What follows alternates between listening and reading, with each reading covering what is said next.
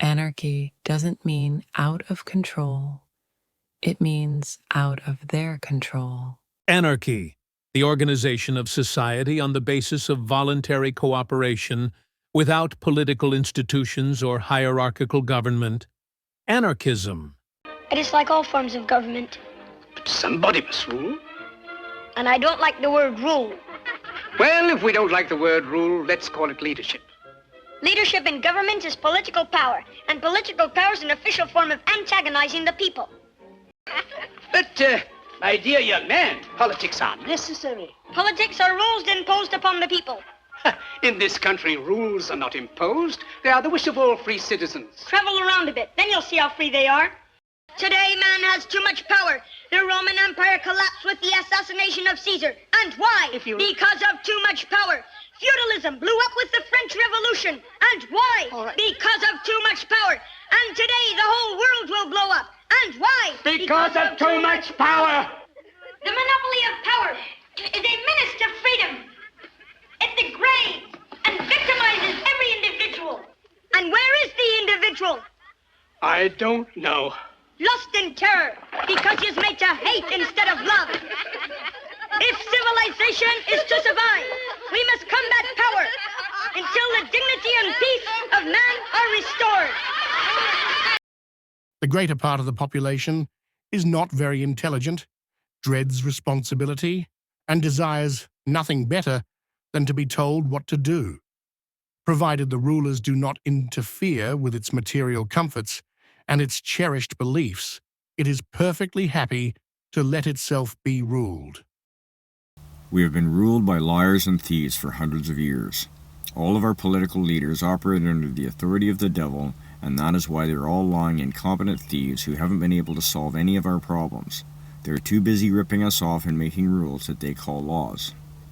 These politicians always whine about not having enough money to solve the problems, when if they had any brains, Canada would leave the IMF, print as much money as we need, and go back to trading with our partners through bartering.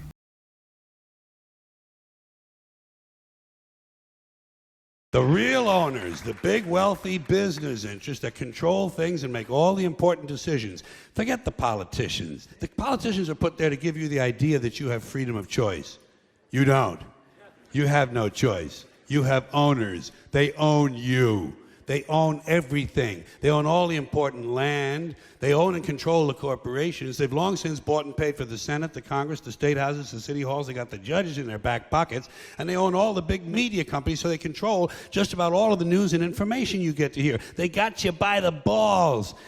Well, we know what they want. They want more for themselves and less for everybody else. But I'll tell you what they don't want. They don't want a population of citizens capable of critical thinking. They don't want well-informed, well-educated people capable of critical thinking. They're not interested in that. That doesn't help them.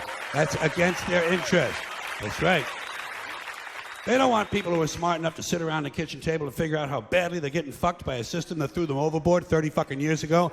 They don't want that. You know what they want? They want obedient workers. Obedient workers. People who are just smart enough to run the machines and do the paperwork, and just dumb enough to passively accept all these increasingly shittier jobs with the lower pay, the longer hours, the reduced benefits, the end of overtime, and the vanishing pension that disappears the minute you go to collect it. And now they're coming for your Social Security money. They want your fucking retirement money. They want it back so they can give it to their criminal friends on Wall Street. And you know something? They'll get it. They'll get it all from you sooner or later. As for incompetence, we had a drama teacher nerd for PM, and he ran the country into the ground. He constantly lied about everything.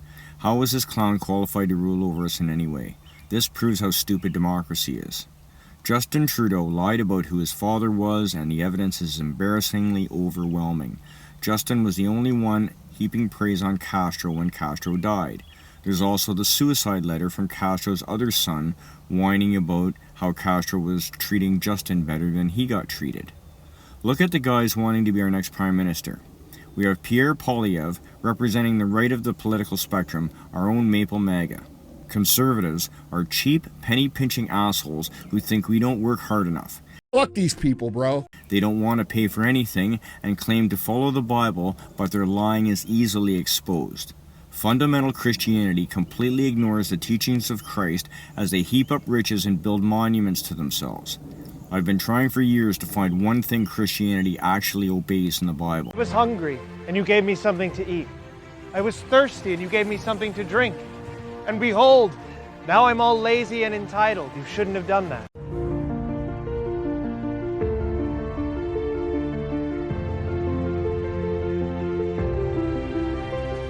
Mark Carney is a cousin of Justin Trudeau.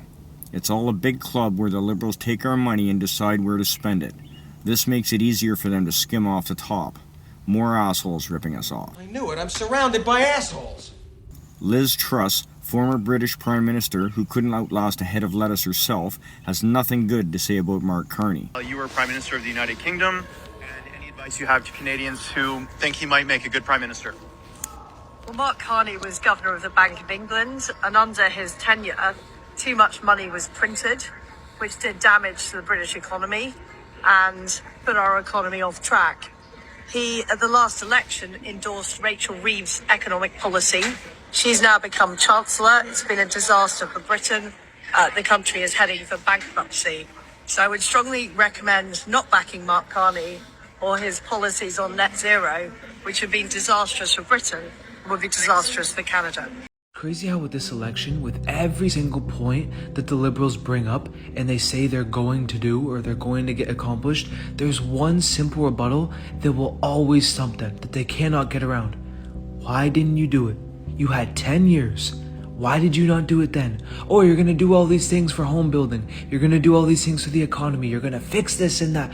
Why didn't you do it? Why did you fail so miserably for 10 years? And why are people magically supposed to trust that you're now going to be the answer when you've created all of these problems for 10 years and you're bringing back the exact same cast of characters that caused all the problems? We've seen a clown in office down south. Why would we want a Carney here? Then we have Jagmeet Singh, who has benefited by supporting the Liberals over the years, but has done nothing really to show leadership. These people have shown us that none of them are smart enough or qualified to run the country. They have no authority from God, and they are certainly not God's ministers to us for good. It's a big club, and you ain't in it. You and I are not in the big club. By the way, it's the same big club they used to beat you over the head with all day long when they tell you what to believe. All day long, beating you over the head in their media, telling you what to believe, what to think, and what to buy. The table is tilted, folks. The game is rigged. And nobody seems to notice. Nobody seems to care. Good, honest, hard-working people, white collar, blue collar, doesn't matter what color shirt you have on. Good, honest, hard-working people continue. These are people of modest means. Continue to elect these rich cocksuckers who don't give a fuck about them. They don't give a fuck about you. They don't give a fuck about you. They don't care about you at all. The difference between how Trudeau and Carney's Liberals react to Trump in the Chinese Communist Party proves they are nothing more than a walking, talking monument to hypocrisy. The same politicians who refuse to even name China as a threat when discussing national security are ready to launch into full-blown wartime rhetoric when it comes to Trump. The absurdity of this cannot be overstated. China has actually been subverting Canada for decades. Chinese state-backed companies are embedded in our economy. Chinese money laundering operations have turned our real estate market into a joke, pricing Canadians out of their own cities. Chinese criminal organizations run fentanyl operations through Vancouver, fueling the worst drug crisis in our history. Chinese operatives have meddled in our elections, not allegedly, but confirmed over and over again. And what's the political class done about it? Ignored it, suppressed reports, even rejected calls for investigations. But Trump's potential to act in American self-interest? Well, that requires economic pain, mass suffering, and possibly a world war. The simple fact is that the political class in this country doesn't actually care about sovereignty. If they did, they wouldn't be selling it off piece by piece to an authoritarian power that openly states its plans to dominate the world by 2050. Our press, which survives off of government handouts, is on a full-blown propaganda campaign to convince Canadians that the real enemy is the country responsible for 40% of our GDP, while the regime actively swallowing Canada whole gets a free pass. This isn't a mistake. This isn't incompetence. This is a strategy. Beijing has a simple rule for its foreign relationships. Big help, little bad mouth. That means they don't care if a few politicians grumble about human rights, so long as they keep helping China expand its influence. And Canada's political class is playing the role perfectly. A few limp-wristed condemnations here and there to keep up appearances while rolling out the red carpet for infiltration. This is what Trudeau meant when he called Canada a post-national state. This is what Carney represents, a country that is no longer a nation, just a territory to be administered by global elites. They will sell you out, sell your economy out, and sell your future out, all while telling you it's necessary to stop Trump from doing the very thing they are already allowing China to do. You understand politics, you think you understand political parties, you're all full of crap, you don't know what the Illuminati is, you're either Republican or you're Democrat, you're wrong! Why? It's this easy, it's called divide and conquer. That's why there's two parties and only two, and they're controlled by the same people at the very top who belong to the Council on Foreign Relations, the Bilderberger Group, they also belong to the Trilateral Commission, and you people don't even know what the hell that is. But if you did know, you would know that these are the people that control your world by making global policies that you never vote on and by which parties both serve and belong to these organizations and control your world. Now, here's how it works. Really easy. Divide and conquer can only work if the people that are divided are not aware of the falsely created division. If you're not aware of it, then it works. If you know about it, then it don't work no more. That's why Masonic symbols are all over your freaking money. But you don't pay attention! Canada needs real leadership for a change. Doing the same old things won't cut it this time. Former Prime Minister Chrétien wrote a letter where he called for a leader to step up. And that leads me to my second message to all our leaders, federal and provincial, as well as those who are aspiring to lead our country. Start showing that spine and toughness. That's what Canadians want to see, what they need to see. It's called leadership. You need to lead. Canadians are ready to follow. I know the spirit is there. Ever since Mr. Trump's attacks, every political party is speaking out in favor of Canada. In fact, it is to my great satisfaction that even the Bloc Québécois is defending Canada. But you don't win a hockey game by only playing defense. We all know that even when we satisfy one demand, Mr. Trump will come back with another bigger demand. That's not diplomacy, it's blackmail. We need another approach, one that will break this cycle. Now there is another existential threat, and we once again need to reduce our vulnerability. That is the challenge for this generation of political leaders, and you won't accomplish it by using the same old approaches. Just like we did 30 years ago, we need a plan B for 2025. Mark Norman says, more than ever, however, we need bold, visionary leadership, a renewed sense of national ambition, and a coherent plan. Our current leaders follow the same tried and true political strategies, either out of fear or incompetence or both. There's no vision or leadership displayed by any of these politicians. These people have had years to solve these issues, and they've solved nothing because these politicians don't know what they're doing. It's really that simple. If any of them had any competence, our problems would be solved.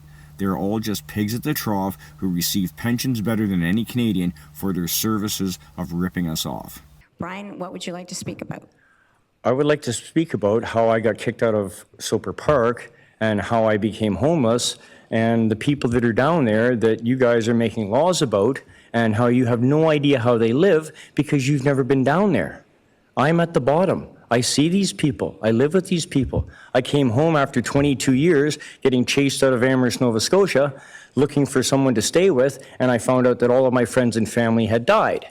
So now I find myself driving around Cambridge in a U-Haul for 7 days trying to find a place to live. The only people that accepted me were the homeless people that were kicked out of 150 Main in Cambridge. These people are living like animals because you guys keep chasing us around and sending us to different places. I came here, I went into Soper Park, got kicked out of Soper Park, couldn't park my van there, had to go to the en route and spend 30 miles of gas every day so I had somewhere to sleep. And then we found a place beside Soper Park that was private property. So we had a drone spy on us the first day and came and kicked us out, and he told us that he's not allowed to have tents there because he was threatened with a $50,000 fine for unauthorized buildings on his property. That's so ridiculous in any land use bylaw, regardless of that. Then he said the only place to move is where the 150 Main people were. So we get there for 3 days and to find out we get kicked out again. And they never give us anywhere to go. They give us a place, Samuelson Street, which is a pig pen. They give us a landfill site, or the dump, or the wastewater treatment plant. You know, it's ridiculous. Why do you keep shuffling people around without giving them an answer? There's a simple answer. You have 33 million square feet of vacant industrial and retail space. Why don't you let us use some of that space to get these homeless off the streets and keep them out of everybody's hair for 6 months? Let me do a pilot project. Help me out here so I can take this community and see if they can actually build a community and get along with each other without burning the place down. Because you've tried everything else, and guess what? Nothing works because you're still here. So if you want to try something new, talk to me. I can fix this. This is all based on biblical principles, and I need 6 months. 6 months, and I will either solve this and be a genius, or I've at least kept them out of the public's eye for 6 months, and they will survive one more winter. Okay? You need to solve this problem. We've had enough. Thank you.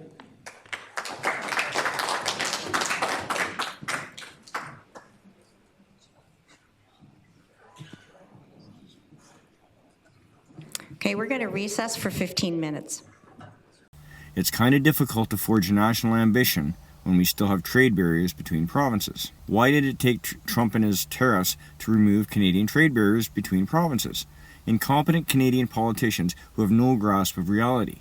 If we're waiting for our attention whore politicians to come up with a coherent plan, we will be sorely disappointed and will probably die when America gets destroyed. How about instead we see what bold visionary leadership actually looks like? First, we will define leadership, and then we'll look at the vision to fix this mess. A good leader is one who can also follow. As a follower of the way that the Apostle Paul taught, I believe and live every word of the Bible as literally as possible. Anyone can read the Bible and observe my life to verify daily that I practice what I preach. In God's kingdom, it isn't a democracy. God puts people in authority over the children of God. This authority begins with apostles, then prophets, evangelists, teachers, etc. Prophets of God speak for God and must obey every word of the apostles, for they have authority over us from God because they actually walked with Jesus. The authority from God comes as we get closer to God in our walk. The Lord wants to know us and for us to know Him before He shares His deepest secrets with us. By spending time with the Lord in worship and prayer daily, we can get closer to Him than we ever thought possible. Noah, Moses, Daniel, David, and Solomon were all prophets of God who led the people by the authority of God. Prophets are responsible to God for the souls of the people, and prophets give their lives to Christ for the service of the church, which is the body of believers. We are to be servants first and foremost, just like Jesus. All authority comes from God according to Romans 13. We are God's ministers to you for good. We know the Lord, and we dedicate our lives to serving Him and His people. Since the fear of the Lord is the beginning of wisdom, any leader who does not follow the Lord logically does not have the wisdom that comes from following the Lord. It also stands to reason that the more time someone spends with God, the closer to the Lord they will get, and the wiser they will become. Worship and prayer are the key to getting to know God. If you only go to church, you might get 30 minutes a week or 25 hours a year of worship time. To contrast, I spend at least 1,400 hours a year with God and have done so for about 6 years now. This morning worship time has changed my life. You can begin to seek God with 30 minutes a day. The wisdom of the world is foolishness to the Lord, and it's pretty easy to see this. Why is everyone so fucking stupid? Our world, led by the devil, based upon money and the lust of it, have created this disaster of a society where people are crying out to God for justice. Is anyone really satisfied with this commercialized existence? The main difference between a servant of the Lord and our politicians is that the servants deny their own will to follow the will of God instead of stealing money to build their own little fiefdom. I have shown you overwhelming evidence that I am a prophet of God. This means that I am qualified and ordained by God to lead God's people. I am to shepherd the flock by showing you the nature of God. The Holy Spirit will bear witness with you of the truth. God has called me to build a society based upon the Bible where all of God's people live together in love, joy, and peace. I have the knowledge and the wisdom from the Lord to accomplish His will. God never works by committee. It's always one guy and there are no backups. God has called and equipped me to build a self-sustaining green society based on the teachings of Jesus Christ, where all men are equal and free to discover who God is in their own time without interference by religious people. Developing a relationship with God as He desires requires a safe society where people don't have to be in fear of anything other than the fear of the Lord. Little kids don't worry about jobs or debts or bills, and neither should we. Canada has been an accomplice to the Americans in their quest for world domination, but God is calling His people out of this system of greed to live in peace and harmony with our brothers and sisters. Many in America also want out, and they will need help. Trump has done us a favor by restoking our Canadian pride, and now we must take advantage of this and bind together as a nation, finally under God, and become the peacemakers that we were born to be. Blessed are the peacemakers, for they shall be called the sons of God. God is calling us to use our talents and resources to help our brothers and sisters around the world. They need the help and wealth that Canada has, and Canadians are going to need a new country. So would you rather be ruled by a man of God who cares for your well-being, or by a bunch of lying politicians that want to get rich from your labor and to control you? Do you want to serve the God who cares for you as His little child and who wants the best for you, or do you want to continue to serve the devil who hates you so much that he destroys all who follow him? As for a renewed sense of national ambition, Canadians are Canadians wherever we are. We can be Canadian followers of the way, sharing the true gospel with the world and helping improve the quality of life of all who desire it from a base in paradise in Jamaica. We can be peacemakers by sharing the wealth of the nation with the poor of the world, helping each nation to solve their own issues. Would this life not be infinitely more rewarding than anything you're doing now? Once you have a few cars, and once you have a nice house, and once you have some shit, it loses its luster. It's no different than when you guys go out and buy a new pair of Jordans, and a week later you're like, I don't give a shit, right? It's the same thing, only it's on a big scale. So what happens is you naturally cross over from being this person who had all these materialistic dreams to having purposeful, meaningful missions in your life that benefit other people, and no one talks about that. No one ever talks about that because the reality is most people never get there. We can repent as a nation for years of selfishness and display that repentance by actually contributing the wealth that God has given us for the advancement of the kingdom of God around the world. Now let's take a look at what kind of society we can build and how we can get there from here.